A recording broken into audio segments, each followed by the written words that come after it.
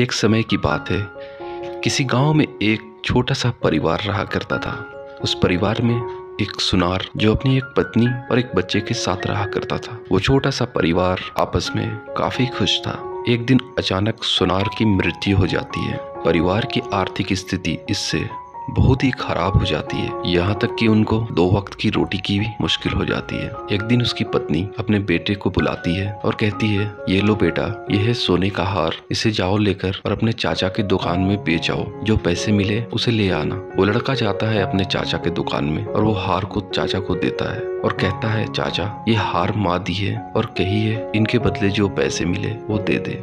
उस लड़के के चाचा हार को अपने हाथों में लेते हैं और फिर वापस उसी डब्बे में रखते हुए कहते हैं, बेटा ये हार अभी ले जाओ और माँ से कहना अभी सोने का भाव बहुत ही कम है, जब भाव बढ़ेगा तब बेचना, कुछ ज्यादा पैसे मिल जाएंगे। वो लड़का हार लेकर अपनी माँ को वापस दे देता है और अपने चाचा के कहे हुए बात अपनी माँ को बता देता है। अगले ही दिन उसके चाचा उस लड़के को अपने दुकान पे बुलाते हैं और कहते हैं, बेटा तुम आज से इसी दुकान में रहो और काम सीखो, इसके बदले तुम्हें कुछ पैसे भी मिल जाएंगे जिससे तुम्हारे घर का खर्च भी चल जाएगा। उस समय से वो लड़का अपने चाचा के दुकान पे रहता और काम सीखता और कुछ ही वर्षों में एक अच्छा पार्क ही बन जाता है। फिर अचानक उसके चाचा एक दिन उस लड़के से कहते हैं, बेटा वो हार अपनी माँ से ले आना जिसे वो बेचना चाहती थी। वो लड़का जाता है अपनी माँ के पास और कहता है, माँ वो हार दे दो, सोने का भाव बढ़ चुका है, चाचा ने मांगा है। उसकी माँ अंदर जाती है और अलमारी से वो हार निकाल कर लाती है और अपने बेटे को देती है। वो हार जैसे ही बेटा अपने हाथों में लेता है, अपनी माँ से कहता है, माँ ये हार तो नकली है, इसका तो भाव कुछ भी नहीं मिलेगा।